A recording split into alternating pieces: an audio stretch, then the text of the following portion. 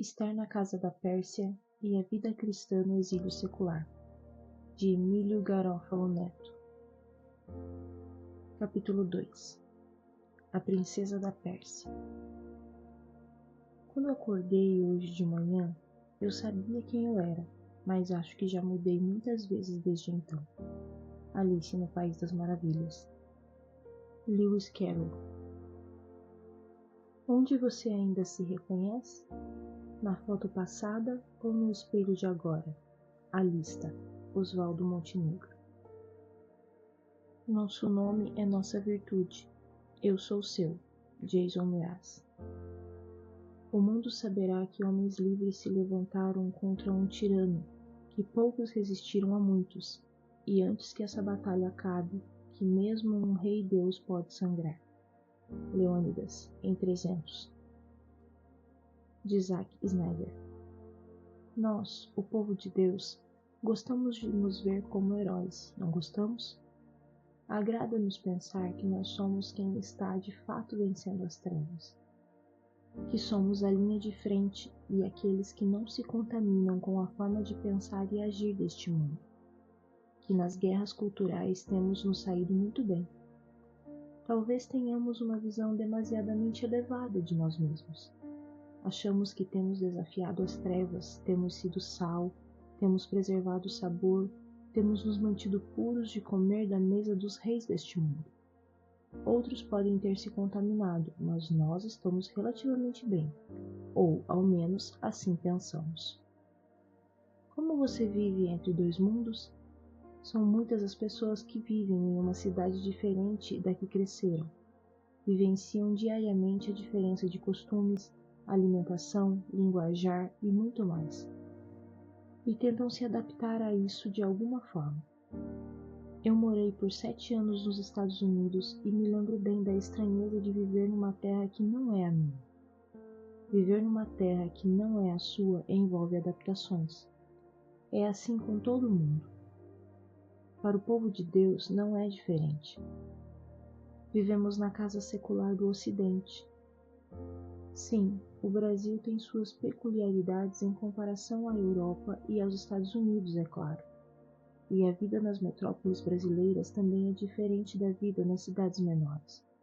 Mas em geral estamos debaixo de uma vida em que a opção da não crença se tornou plausível. A descrença se tornou uma alternativa que muitos seguem e acham estranho quem não siga. E nós somos tentados por isso. Tanta gente aqui em nossa cultura parece plena, feliz, bem-sucedida, vivendo a boa vida sem essas preocupações que a gente tem sobre o que Deus espera de nós e tudo mais que vem junto. Este capítulo irá nos lembrar que devemos servir a Deus no contexto em que estamos, cuidando para não comprometermos nosso testemunho. Na Casa da Pérsia passamos por tempos difíceis. O segundo capítulo de Esther começa assim. Passadas essas coisas, e apaziguado já o furor do rei Assuero, lembrou-se de Vasti, e do que ela fizera, e do que se tinha decretado contra ela. Então disseram os jovens do rei que lhe serviam: Tragam-se moças para o rei, virgens, de boa aparência e formosura. Ponha o rei comissários em todas as províncias do seu reino, que reúnam todas as moças virgens, de boa aparência e formosura, na cidadela de Suzã, na casa das mulheres, sob as vistas de Regai, eunuco do rei, guarda das mulheres, e deem-se-lhe os seus ungüentos. A moça que cair no agrado do rei, essa reine em lugar de Vasti. Com isso concordou o rei, e assim se fez. Esse capítulo se passa um bom tempo após o primeiro. Vimos uma crise real com Vasti, a então rainha, recusando-se a comparecer para ser exibida como um troféu na grande festa do rei Assuero e sofrendo a perda de sua posição real como resultado de sua ousadia. E agora a história segue. Esse capítulo se dá cerca de 4 anos após a festa inicial. O verso 16 menciona ser o 7º ano de seu reinado, enquanto o capítulo 1 se deu no 3º. Isso se passa no ano seguinte à humilhante derrota de Assuero na Grécia, quando, seguindo os passos de seu pai Dário, ele tentou vencer os gregos e foi derrotado.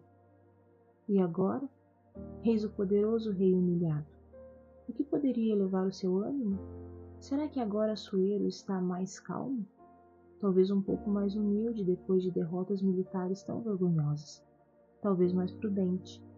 Será? O capítulo se inicia e o que ele quer?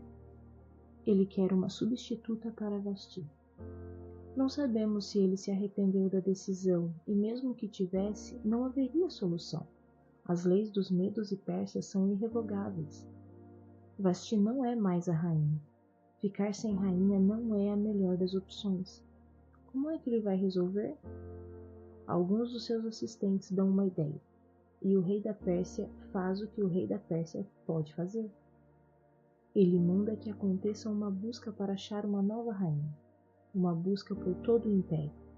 Comissários ficam rondando em todas as províncias do seu reino, e veja as qualificações. Tem que ser uma virgem e de boa aparência e formosura. Precisa ser muito bonita. Isso só para começar. Depois haverá um processo de embelezamento. É interessante que esse seja o critério inicial. Talvez você se lembre de que no capítulo 1:19 os conselheiros disseram que ele encontrasse alguém que fosse melhor do que Vashti. A busca inicial, contudo, parece estar focando precisamente na mais notória qualidade da antiga rainha. E como vai ser esse processo? Assuero vai mandar emissários para tentar arrumar um casamento com a princesa de algum outro reino e unir forças diplomaticamente ou algo assim? Não, ele é Assuero da Pérsia. Entenda o que ele vai fazer. Ele vai arrancar moças das suas famílias e levá-las para viver na cidadela, na casa das mulheres para sempre. Ele vai dormir com todas elas, queiram elas ou não. Não é um concurso de beleza em que as candidatas com alegria se arrumam, fazem um book, uma audição ou o que for e torcem para ser escolhidas. Não é um concurso, é um sequestro. Um sequestro por todo o reino que vai da Etiópia até a Índia, em 127 províncias. Algumas moças serão arrancadas de casa e levadas para uma cidade estranha, a centenas ou milhares de quilômetros de suas cidades. Para um local onde não falam a língua e não conhecem ninguém. E ele vai dormir com todas. Todas. E escolher uma. A que ele gostar mais, se é que uma vai se destacar mesmo, será feita rainha. E espera-se uma rainha mais disposta a obedecer do que a ex-rainha Vashti. As que não forem escolhidas para o cargo de rainha não ficarão livres para voltar para suas cidades, casar e constituir família. Não, elas serão parte do harém de Xerxes para sempre. Para ele chamá-las quando e como quiser. É o seu harém. Pouco mais do que uma escrava sexual. Ou nada mais. Estariam presas num relacionamento sem amor algum. Talvez viessem a ter filhos. Vazio, tudo vazio. Imagine a cena. Oficiais do reino visitando as casas em Suzã e nos arredores, abrindo portas e talvez armários e porões, procurando jovens bonitas para levar para o rei degustar. Você que é pai, você que é mãe, imagine sua filha, seu tesouro de quem você cuida. Você vive espantando os engraçadinhos que aparecem por perto e agora se vê incapaz de fazer qualquer coisa. Sua filha vai ser levada. E as jovens? Foram com que espírito? Será que algumas foram arrastadas depois de terem sido escolhidas? Será que algumas foram com corajosa resignação? Talvez em alguns casos, até mesmo com certa alegria? A situação é dúbia. Talvez muitas não gostassem muito desse rumo. Talvez algumas vissem isso como um golpe de sorte. Ian Doug diz, provavelmente poucas teriam tentado resistir à convocação real, e muitas considerariam uma maravilhosa oportunidade de ter uma experiência confortável, ainda que sem sentido. Para muitas talvez parecesse quase com ganhar a loteria. Chocante? Doug nos lembra que muitas vezes vemos pessoas vivendo com trabalhos que detestam, mas que trazem um baita salário e segurança. Nós facilmente sacrificamos nossa liberdade e alegria em troca daquilo que parece meramente seguro. E nem precisa ter soldado persa com lança e espada nos obrigando. Vamos voluntariamente. Não são poucas as formas que este mundo nos desumaniza, que somos tratados como gado, como um número, como massa de manobra, como alguém a ser explorado, como um voto, como um corpo, como um rostinho bonito, ou seja o que for que nos faz menos do que humanos, menos do que a própria imagem de Deus. O que nós, povo de Deus, fazemos contra os abusos deste mundo vil? Resistimos, certo? Até o ponto da morte, certo? Na casa da Pérsia, o povo de Deus sempre vive entre dois mundos. A história nos apresenta então dois personagens muito interessantes e centrais na trama. Ora, na cidadela de Suzã havia certo homem judeu, benjaminita, chamado Mordecai, filho de Jair, filho de Simei, filho de Quis, que fora transportado de Jerusalém com os exilados que foram deportados com Jeconias, rei de Judá, a quem Nabucodonosor, rei da Babilônia, havia transportado. Ele criara a Hadassa, que é Ester, filha do seu tio, a qual não tinha pai nem mãe, e era bela jovem, de boa aparência e formosura. Tendo-lhe morrido o pai e a mãe, Mordecai a tomara por filha. Em se divulgando, pois, o mandato do rei e a sua lei, ao serem ajuntadas muitas moças na cidadela de Suzã, sob as vistas de Hegai, levaram também Ester à casa do rei, sob os cuidados de Hegai, guarda das mulheres. A moça lhe pareceu formosa e alcançou favor perante ele, pelo que se apressou em dar-lhe os ungüentos e os devidos alimentos, como também 7 jovens escolhidas da casa do rei, e a fez passar com as suas jovens para os melhores aposentos da casa das mulheres. Ester não havia declarado o seu povo nem a sua linhagem, pois Mordecai lhe ordenara que o não o declarasse. Passeava Mordecai todos os dias diante do átrio da casa das mulheres, para se informar de como passava Ester e do que lhe sucedia. Em chegando o prazo de cada moça vir ao rei Assuero, depois de tratada segundo as prescrições para as mulheres por 12 meses, porque assim se cumpriam os dias de seu embelezamento, 6 meses com óleo de mirra e 6 meses com especiarias e com os perfumes e ungüentos em uso entre as mulheres. Então é que vinha a jovem ao rei. A ela se dava o que desejasse para levar consigo da casa das mulheres para a casa do rei. À tarde entrava e pela manhã tornava à segunda casa das mulheres, sobre as vistas de Saasgás, eunuco do rei, guarda das concubinas. Não tornava mais ao rei, salvo se o rei a desejasse e ela fosse chamada pelo nome. Ester, filha de Abiail, tio de Mordecai, que a tomara por filha, quando lhe chegou a vez de ir ao rei, nada pediu além do que disse Hegai, eunuco do rei, guarda das mulheres. E Ester alcançou o favor de todos quantos a haviam.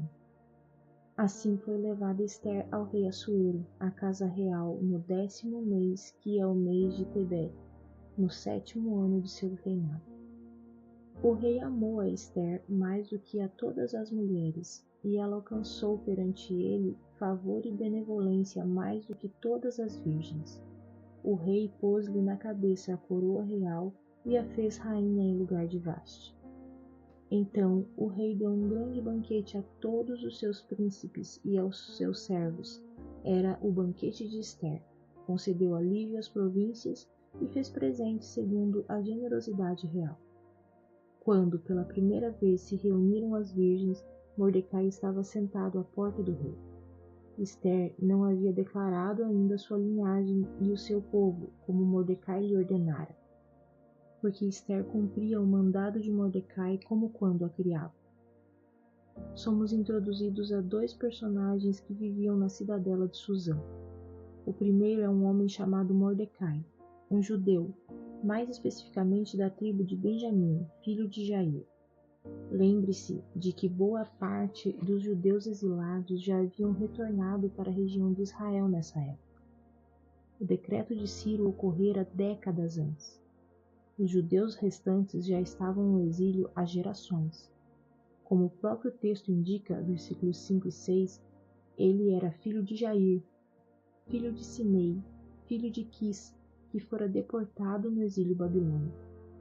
Quando voltaram, Mordecai ainda está lá. Mordecai está na Pérsia. Talvez os seus parentes tenham tido a oportunidade de voltar a Canaã, mas tenham preferido ficar. Não sabemos, mas veja seu nome, veja onde ele transita. Lembra da história do livro de Daniel, como os babilônios mudaram seus nomes a fim de colocar sobre eles uma espécie de nova identidade? Mordecai não era um nome hebreu. Ele nem tinha um nome hebreu, até onde sabemos. Era um nome conectado ao da divindade babilônica Marduk. Esse começo é mesmo projetado para nos causar estranheza. Havia um judeu chamado Mordecai. Mordecai? E isso é nome que se dê para judeu?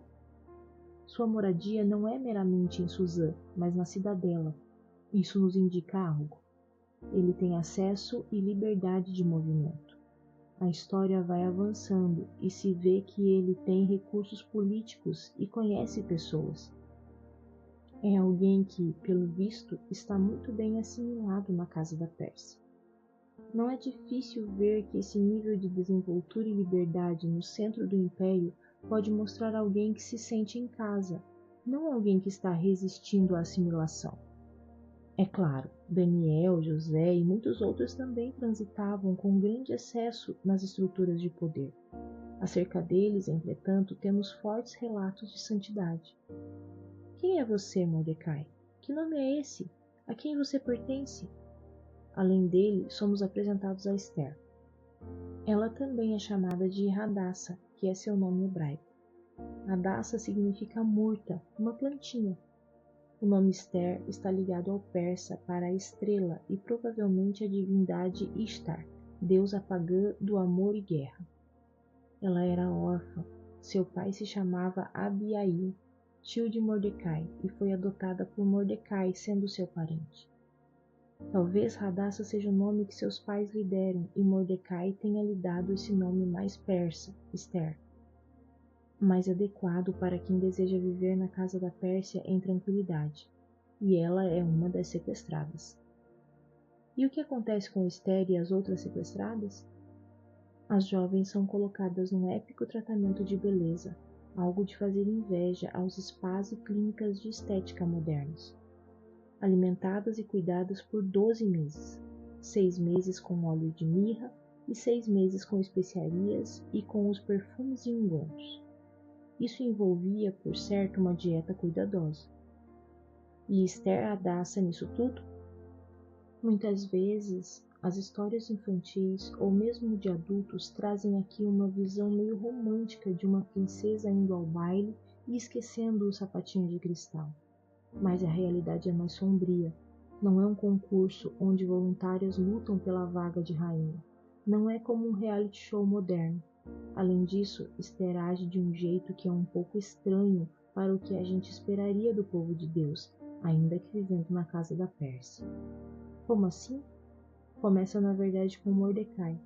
É claro que o texto pode não ter contado tudo, mas não pareceu haver da parte dele qualquer tentativa de impedir que Esther Hadassa fosse tomada. Tudo o que ele fez foi insistir com ela que não revelasse sua identidade judaica. Talvez tivesse sido impossível esconder a jovem, talvez não. Na posição de pai, eu com certeza tentaria de alguma forma impedir que minha filha fosse tomada. Veja como Esther é hábil na situação e alcança o favor de todos, inclusive de Hegai, que era o eunuco responsável por cuidar daquilo tudo. Esther sabe que é importante ter qualquer vantagem possível nesse jogo. Ela ganha o favor dele. Não é algo passivo, mas algo de fato projetado por ela. Hegai é o responsável pelo bem-estar sexual do rei Assuero, pelo seu harém. E Esther sabe disso. Ela se esforça em se fazer a queridinha dele e consegue. Ela recebe dele suprimentos especiais para o embelezamento, junto com outras 7 moças, versículo 9. Ela vai ganhando o coração de todos quantos haviam, versículo 15. A moça é boa no jogo de poder, da sedução, da beleza. Chega o dia de ir estar com Xerxes, e diz o texto, elas podiam levar o que desejassem da casa das mulheres para sua noite com o rei. Presume-se que roupas, perfumes ou o que fosse. A cada noite uma moça diferente ia para a cama de Assuero. No dia seguinte, caso rejeitadas, de lá seguiam para uma outra casa das mulheres, vigiada por Saasgás, eunuco do rei e guarda das concubinas, e ficaria lá quieta para sempre, a não ser que o rei a desejasse e mandasse chamá-la pelo nome. E lá vai Esther. E ela nada pediu para levar além do que sugeriu Hegai. Será que ele lhe deu alguma dica especial sobre como agradar o rei? Esther vai, passa a noite com Assuero e pronto. Ganhou o coração do rei. Vai ser a nova rainha. Resolvido. Hadassah se sai muito bem como Esther. Qual o problema? Não seria o caso de uma mulher fazer o que ela tem de fazer, tentando extrair o melhor da situação em que está? Lembre-se do livro de Daniel. Há um ponto-chave na história em que os personagens se recusam a fazer o que o rei manda. Não querem se contaminar, não querem perder a identidade, não querem se dobrar perante o rei pagão e, se for o caso, vão para a cova dos leões, vão para a fornalha ardente. Você está vendo Esther resistir em algum momento? Você vê Mordecai tentar escondê-la? Ela se recusa a tomar os banhos de sais e aplicar os ungüentos e os esfoliantes?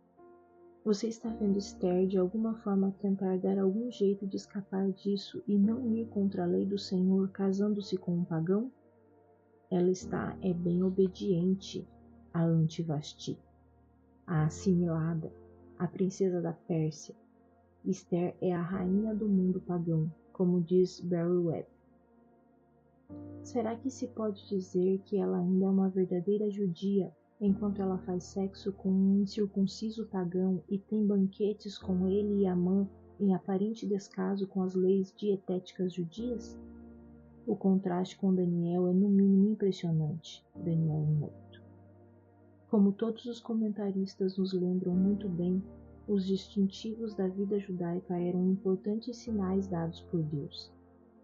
As leis alimentares, por exemplo, tinham como uma de suas funções separar o povo de Deus dos outros povos por meio de limitar o quanto se podia partilhar da mesa. Outras regras serviam para que ficasse muito claro quem era judeu e quem não era. Esconder isso é sério. É uma afronta a tudo o que Deus fez para aquele povo ser como que ele planejou. Mordecai mandou e ela obedeceu. Esconda quem você é. Assim é que se sobrevive na casa da Pérsia. Assim é que se avança na casa da Pérsia. Essa é a nossa tentação também, tantas e tantas vezes, viver como persa, deixar Hadassah na igreja, ser Esther todos os outros dias. Diferente da rainha anterior, que não estava disposta a ser o objeto sexual do rei, Esther parece bem disposta. E o que acontece quando a gente vive assim? Como tudo anda? Mesmo na casa da Pérsia, podemos ter oportunidades de fazer o bem. Agora Esther é a rainha. Sim, uma posição de destaque. Mas isso não parece ser nada bom para alguém que deveria ser parte de um povo santo. E o que acontece na história? Sigamos nos versos 2, 21 a 23. Naqueles dias, estando Mordecai sentado à porta do rei, 2 eunucos do rei, dos guardas da porta, Bigtã e Teres, sobremodo se indignaram e tramaram atentar contra o rei Assuero. Veio isso ao conhecimento de Mordecai, que o revelou à rainha Esther, e Esther o disse ao rei em nome de Mordecai. Investigou-se o caso, e era fato, e ambos foram pendurados numa forca. Isso foi escrito no livro das crônicas perante o rei. Veja que nesse rolo todo, de alguma forma coisas boas estão resultando para quem está ao redor do povo de Deus. E mesmo comprometidos com valores mundanos, ainda assim o povo de Deus por vezes age bem e abençoa os que estão ao seu redor. A situação real se acalmou. Esther está nesse rolo sim, mas a tempestade se acalmou. A ocasião é marcada por um banquete. E mais, o rei concede alívio às províncias e fez presentes segundo a generosidade real. Quando Xerxes está feliz, todo mundo está feliz. Isso justifica a ação de Esther e Mordecai? Não. Essa é a estranheza do mundo em que vivemos, pois parece que mesmo quando a gente escorrega, ainda assim Deus traz coisas boas aos outros através da nossa vida, Isso pode ser bem confuso mesmo. O capítulo vai avançando e sai de cena a situação de Esther. Voltemos a Mordecai. Mordecai está de olho em tudo. Notou? O verso 11 mostra que ele está atento, querendo saber o que se passa com Esther na casa das mulheres. Nessa situação tão ambígua, no mínimo ele segue de olho em Esther. Algo bom pode acabar vindo disso. No verso 19, há referência a uma segunda reunião de virgens. Pelo jeito, há um espaço temporal entre os versos 18 e 19, embora seja apenas especulação tentar saber quanto. Não se sabe exatamente por que houve esse segundo ajuntamento, uma vez que Esther já havia sido escolhida. A mais provável explicação é que, mesmo já havendo achado uma rainha, ele era o rei e queria abastecer o seu harém. A história segue, e um dia no portão Mordecai encontra uma informação importante. 2 eunucos, Bigtã e Teres, estão bem bravos com o rei, e eles planejam um atentado contra o governante. De alguma forma, na providência do Senhor, Mordecai se deparou com aquela informação e agiu. Ele fez chegar a Esther essa notícia do atentado, e claro, ele contou para o rei. Há uma investigação e acaba em forca para os pretensos assassinos. O termo original aponta para uma construção elevada, onde o condenado era colocado não necessariamente para ser enforcado, mas mais certamente empalado. Ou seja, nisso tudo Mordecai serviu ao rei e ao reino. Ele agiu como um bom cidadão e buscou a paz da cidade onde estava habitando. Jeremias 29:7. O texto diz que isso foi registrado no livro das crônicas perante o rei. A gratidão era algo muito importante no contexto persa, assim como honrar e agradecer a quem fez algo bom.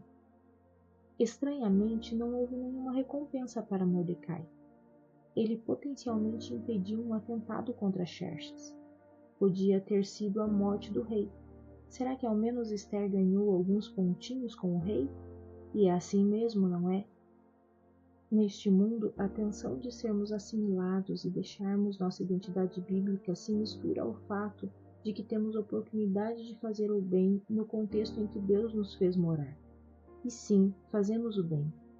Ainda que não muito, o mundo é um pouquinho melhor com a nossa ação. Apesar de tudo. Que rolo! Pois uma tentação oposta à da assimilação e perda de identidade é a de deixar que tudo se acabe. Deixar que os reis sejam assassinados e o circo pegue fogo. Eles agem bem apesar de tudo. Estão desculpados e isentos então? Não. Confuso, não é? Mike Cosper desenvolve a ideia. Quando você se encontra vivendo em exílio, você é tentado em 2 direções, conformidade e isolamento. Na conformidade, a assimilação ocorre. Você adota a cosmovisão, a ética, a forma de vida da cultura ao redor, e você experimenta grandes mudanças interna e externamente.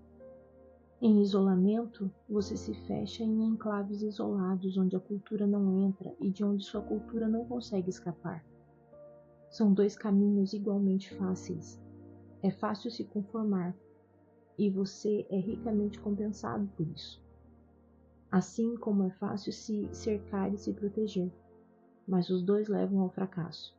Assimilação é uma falha de nossa ousadia, isolamento uma falha de nossa coragem. Assimilação falha em resistir, isolamento falha em amar. O que a gente faz com Esther, com Mordecai? Talvez esperemos demais desses heróis, ou supostos heróis do Antigo Testamento. Ao menos era assim que as histórias davam a entender quando a gente as aprendia ainda criança na escola bíblica de férias, ou assistia à versão dos vegetais. Nota de rodapé. Na versão dos vegetais de Esther, algumas coisas interessantes acontecem. Sim, eu assisti o episódio. Algumas questões de destaque. 1. A crise com a rainha Vasti se dá, pois o rei queria um sanduíche às 3 da manhã e ela se recusa a fazer. 2. Mordecai é hilário. 3. Deus é mencionado abertamente e explicitamente. 4. Esther é mostrada como uma heroína sem sombras.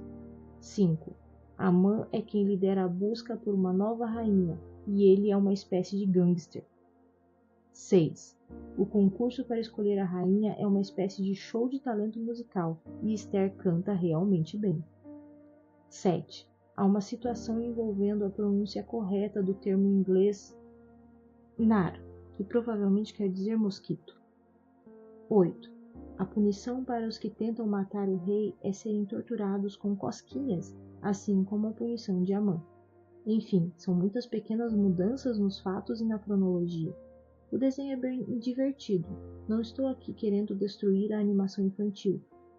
Apenas lembrar que elas podem perpetuar visões deturpadas do que se passou e não faltam adultos que acham que a história real foi mais ou menos daquele jeito, tirando os vegetais em si.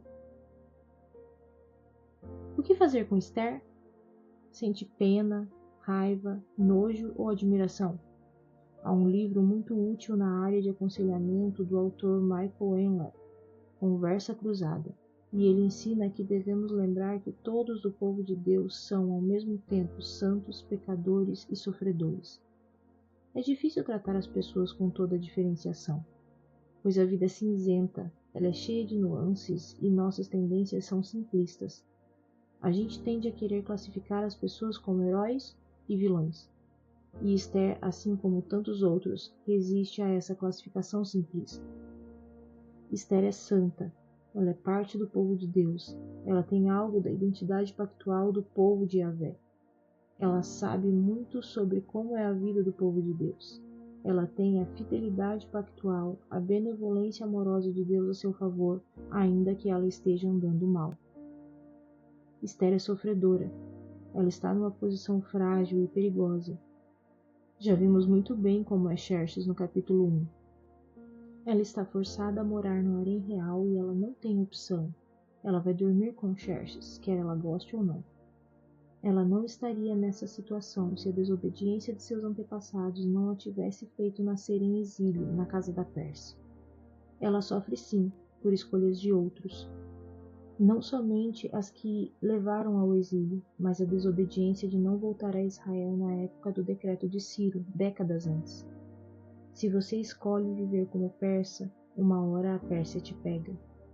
Ou ainda pior, pega os que vieram depois de você. Se ela não fosse lindíssima, nada disso aconteceria. Oh, que chato ser linda! Não é isso. Sabemos muito bem que em nossa futilidade social a beleza física abre portas. Porém, isso traz dificuldades também. São muitos os que são incapazes de olhar além da beleza. Há dificuldades que advêm de ter em abundância os elementos que o mundo percebe como sendo vantagens. De certa forma, o caminho para a assimilação é mais fácil quando você tem as características que este mundo gosta. Esther é pecadora. Ela tem motivos mistos. Ela já entendeu o jogo e vai fazer o que for preciso para ganhar o favor do eunuco e do rei. E ela vai conquistar esse título de rainha. Ah, se vai!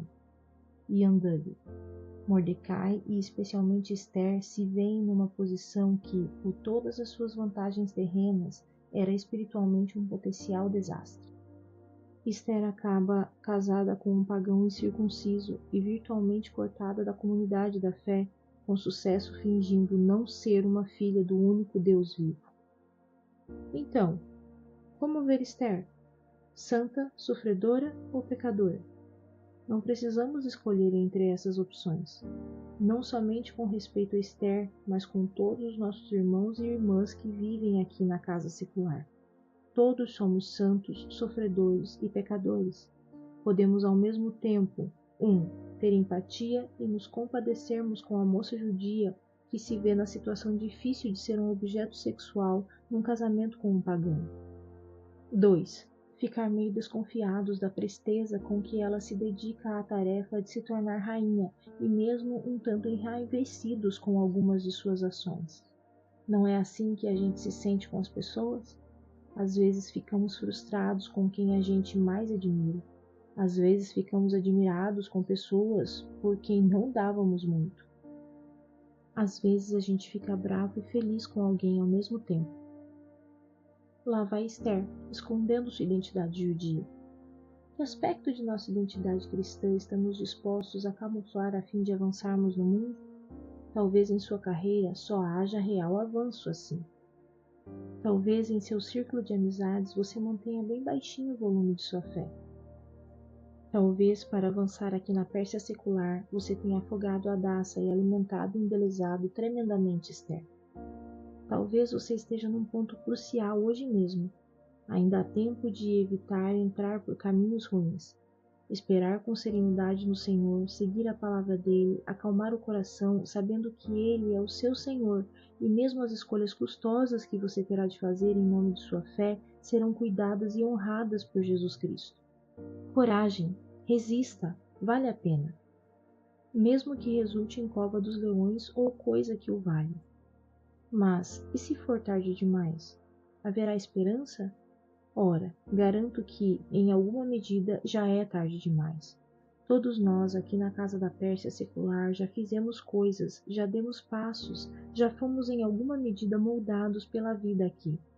Pode ser que hoje você se veja numa situação como a de Esther, preso por suas escolhas e ações passadas, algumas não lá muito piedosas de sua parte, outras que lhe foram impostas pela sua cultura, pela sua família ou pelos conselhos tolos de amigos. Parecia o melhor caminho disponível na época e você não quis esperar. E agora, Esther?